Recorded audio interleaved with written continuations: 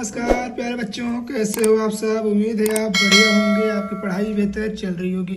मैं राजा यादव वेलकम करता हूं आपका अपने YouTube channel SWR online classes में। तो प्यारे बच्चों, आज हम आपके लिए लेकर आए हैं क्लास 12th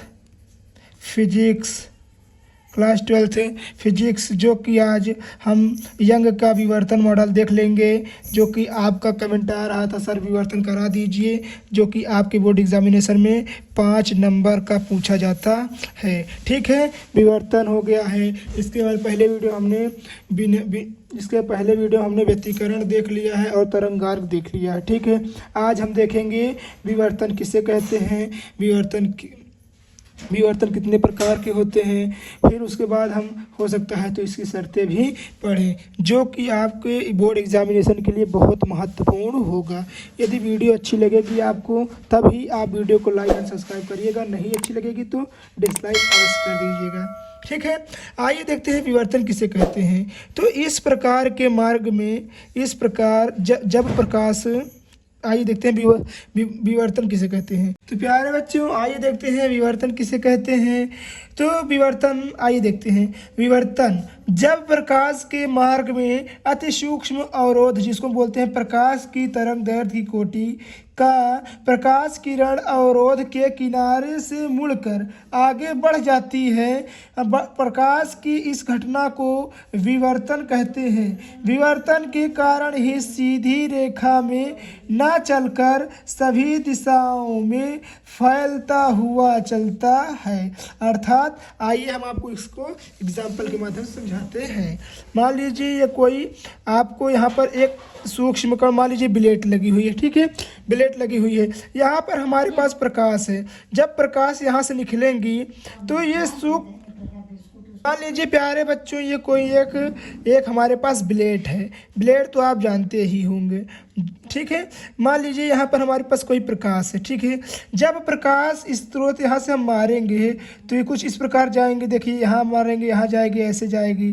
तो जब जाएगी ऐसे, तो कुछ एक कण ऐसे ही निकल जाएगा। ठीक है, जब ऐसे जाएगा तो यहाँ पर, जब यहाँ देखिए संकीर्ण मार्ग था ना, पतला वाला, जब यहाँ से मतलब यहाँ से निकलेगा तो यहाँ सीधी रेखा भी यहाँ पर पड़ेगा, परंतु यहाँ विचलित जब होगा, जैसे यहाँ पर देखिए तिरछा है, तो यहाँ पर पढ़कर कुछ यहाँ पर भी पड़ जाएगा, कुछ यहाँ पर पढ़ते हुए निकल जाएगा। अर्थात हम कह सकते हैं ये फैलते हुए टार्च की प्रकाश तरह जाता है। तो इसी घटना को हम क्या कहेंगे प्यारे बच्चों, इसी घटना को हम कहेंगे व्यतिकरण। ठीक है, उम्मीद है आपको इसी घटना को हम कहते हैं विवर्तन। उम्मीद है आपको विवर्तन समझ में आया होगा। आइए देखते हैं विवर्तन के प्रकार। विवर्तन कितने प्रकार के होते हैं प्यारे बच्चों, जैसे कि आपको पता है, नहीं पता है तो बता दे रहे हैं।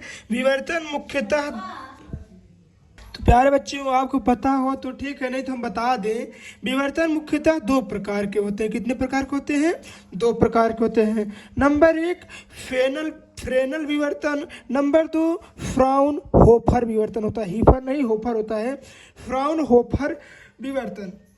आइए एक एक करके देखते हैं कि फ्रेनल विवर्तन क्या होता है और फ्राउनहोफर विवर्तन क्या होता है। आइए देखते हैं नंबर 1 फ्रेनल विवर्तन किसे कहते हैं। तो जब स्रोत और पर्दा एक निश्चित दूरी पर स्थित होते हैं।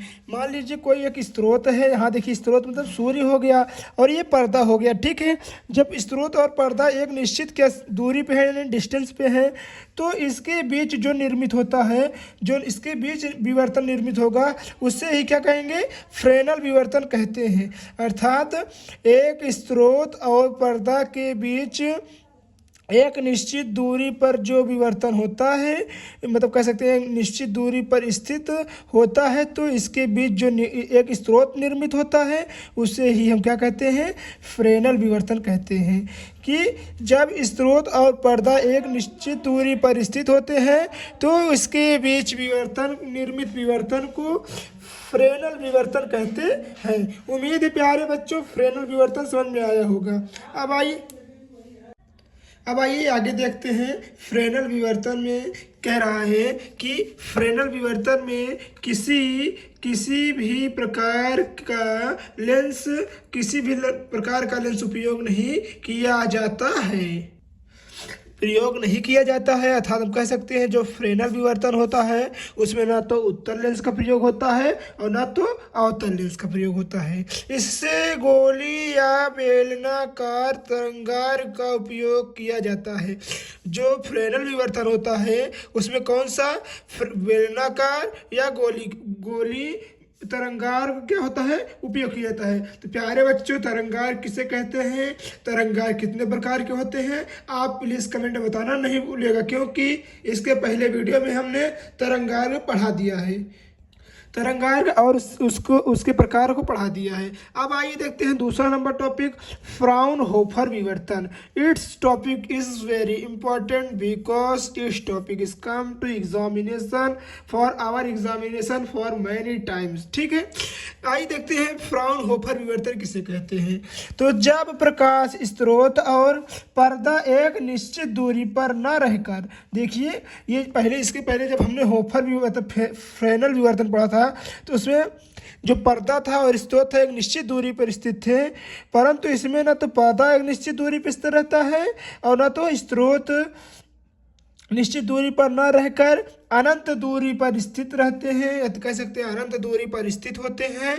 तो इस प्रकार विवर्तन को फ्राउनहोफर विवर्तन कहते हैं। यहाँ होफर लिख लीजिएगा, फ्राउनहोफर विवर्तन कहते हैं। ठीक है, इनमें प्रकाश स्रोत और पर्दा के बीच दो उत्तल लेंस लगे हुए रहते हैं, परंतु ठीक इसके विपरीत जो फ्रेनेल विवर्तन होता है उसमें कोई लेंस का उपयोग नहीं होता है, परंतु इसमें कौन सा लेंस लगा रहता है, यहाँ देखिए इसके बीच दो उत्तल लेंस लगे रहते हैं। ठीक है, दो उत्तल लेंस का उपयोग किया जाता है।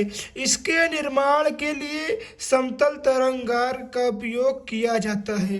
कैसे तरंगार, यानी जब इसका फ्राउनहोफर का निर्माण होता है तो इसके निर्माण के लिए एक समतल देखिए, समतल इसी प्रकार समतल दर्पण होता है, इसी प्रकार समतल होता है, इसी प्रकार समतल तरंगार होता है।